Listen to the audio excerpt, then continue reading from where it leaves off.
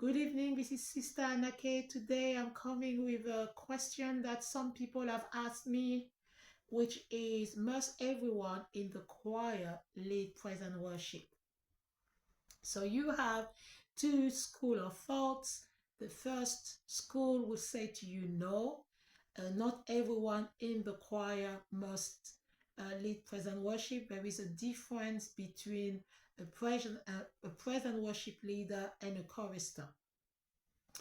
Now, those people, the people who choose this option, they face a lot of accusation. So you will find, because I've been in churches and I've been in many choirs, and you find that when it's always the same people who are singing, who are leading, the people at the back start murmuring. There is a lot of murmuring. And some of the murmuring is they're accusing the leadership of not being inclusive. They say they'll not allow me to grow. I'm not getting better. It's always the same people who are singing. And the worst thing, they are accusing people of nepotism. And nepotism is the unfair practice of those in power or influence granting jobs and position to relatives or friends. So you find that sometimes the people who are leading praise and worship end up being the friend of a relative of a leader or of a pastor. And if you're not a relative of a pastor, if you're not a relative of a leader, if you're not the wife, if you're not the husband, if you're not the son, you are not allowed to sing. So there is a lot of accusation about the first school of thoughts. I will give my own opinion in a few minutes. The second school of thought is the other extreme, is the choirs that says everyone should be leading praise and worship. Everyone is allowed to lead praise and worship as long as you have been allowed to be in the choir, you're a chorister. If you're a chorister, then you're a praise and worship leader. And then they do the rota, and what they do, they every single week, it can be a week or it can be a month, everyone is allowed to lead. Sometimes you lead by yourself, praise and worship. Sometimes you lead the praise, somebody else lead the worship. Sometimes 7 people lead praise and worship all together. Every song is being given to one different person. So if you have 7 songs on Sunday, 7 people are singing it. I will touch on this in other videos, but I just wanted to give an introduction to the question. So must everyone lead praise and worship? Should we go with school number 1, or should we go with school number 2? So my understanding with my experience is to read the Bible. And when I read the Bible, it says in Matthew 22, verse 14, that many are called and few are chosen. This is one of the first. The second thing, which is the most important thing, is to go back to the origin of what is the choir. Go back to the origin in the Bible. Because you don't really see choirs in the New Testament. You see it in the Old Testament. And the choir were part of the Levites. And even among the Levites, so Levi had 3 children. You find it in Genesis 46, verse 11. He had 3 children, Gershon, Kohath, and Merari. And they were all Levites. But they all had different jobs to do. So Gershon, his first son, they were responsible for, when they moved from one place to the other place before they went into the promised land. They were walking for 40 years in the wilderness. And in that time, they had to carry the temple or the tabernacle, because temple would be more in Jerusalem. So we'll say the tabernacle. So every time they had to move the tabernacle. But even the moving of the tabernacle was not given to all the 12 tribes of Israel. It was only given to the Levites. And in the Levites, The Levite, like Levi had three children, all three children had a different job to do. So Gershon will be carrying the curtains, the covering, um, and they can carry it on a cart.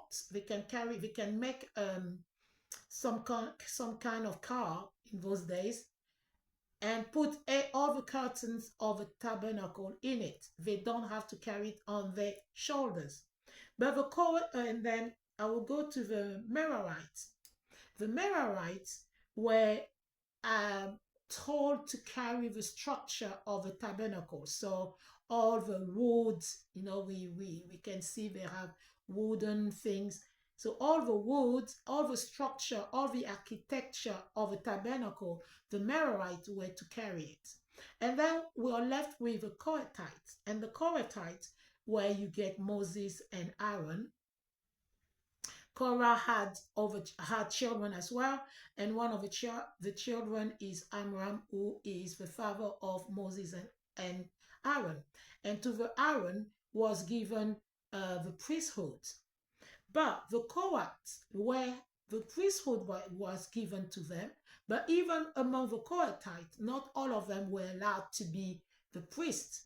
So the Kohathites had to carry the holy things, the Holy of Holies. And they had to carry it on their shoulders. They were not allowed to put it in anything else. And nobody else was allowed to touch the tabernacle or the things of God. The most holy things, you were not allowed to touch it. It's why in 1 Samuel chapter 6, you find that when David goes to get the Ark of the Covenant back, and I think, I can't remember, one person touched and he died. Instantly, he was killed. And David decided that, no, I'm not taking the tabernacle home. He got so scared, and they left it with a Levite for a couple of years before he went back. So you can see that. Now, what's he going to do with the choir? If you read the Bible, God's mind never changed. He says the same yesterday, today, and forever. When you start understanding his mindset, you don't understand why he would be changing today. The inclusivity that we talk about, equality, inclusive, diversity, all these things comes from modern um, civilization. It comes from 21st centuries. It comes from 2020s. God is an old-fashioned person. He has already set what he does, and I'm just explaining to you that there is order in the house of God. Even among the people who are called, there are orders. There is order. Not everyone is allowed to do everything. So the Merarite cannot carry, for example, the curtains. And the Gershonite cannot be in the Holy of Holies, only the Kohath. So on that basis, you understand that I agree with school number one, that choristers, you are correct. You are the holy, you are the people who are taking in the temple. You know, we have three places in the temple. You have a court, you have a holy place, and you have a Holy of Holies. And even that, if you study, you find that the person who is allowed in the Holy of Holies was the high priest. So all the other priests were just allowed up to the holy place. And the high priest was allowed in the Holy of Holies. So there is always order, the way God instituted things. And this order is important. So when you have a praise and worship team, I agree with the fact that not everybody is called to sing praise and worship. Some are called to back up, and some are called to lead. But how do you avoid nepotism? Because nepotism is something that is so current, whether it's in an African, in an Indian, whether it's American, whether it's French, whether it's English, whether it's white, whether it's black. You find that nepotism we easily fall into that trap. And to have a mind where you treat everybody the same is extremely difficult. So how do you do it? I used to be a choir leader for a couple of years. And this is what I did. And I would like to share how I avoided nepotism. Number one, your present worship leader must be a musician. So, what do I mean by musician? Playing the keyboard, playing the guitar? No, no, no, no, no. Yes, if you can play the guitar, play the keyboard, it's nice but you need to have an ear and a skill for music. You need to be talented. You can't just be praise and worship leader and you're going to lead on Sunday and you're off all the time. You know, you start on one key and you end on another key. It's not possible. Even if you are called as a praise and worship leader, then you need to be trained before you can lead on Sunday. So number one, a worship leader needs to know this stuff. You need to know your key. You need to know which key you're singing in. You need to know which song you are going to sing and the key if it's going to be too high or too low for you. You can't just pick a song out of the blue and realize that you're going to be so high you will not be able to sing the song. So all this knowledge is what I call you need to be a musician. Number two, you need to be a worshiper. What do I mean by a worshiper? A worshiper there's two things for you to be a worshiper. Number one, you need to know the place, the road to the Holy of Holies. As a person, you need to be a worshiper. You're in God's presence a lot of the time. When you sing, you can hear God. You can see God. You have vision. Your singing takes you to another level. If you're singing in your house, I'm not talking to people, singing you yourself, you by yourself, just in your room. If your singing doesn't move you to another dimension, then you're not a worshiper. I know I'm being tough, but it's the truth. Now, being able to move to another dimension is not enough to be a praise and worshiper.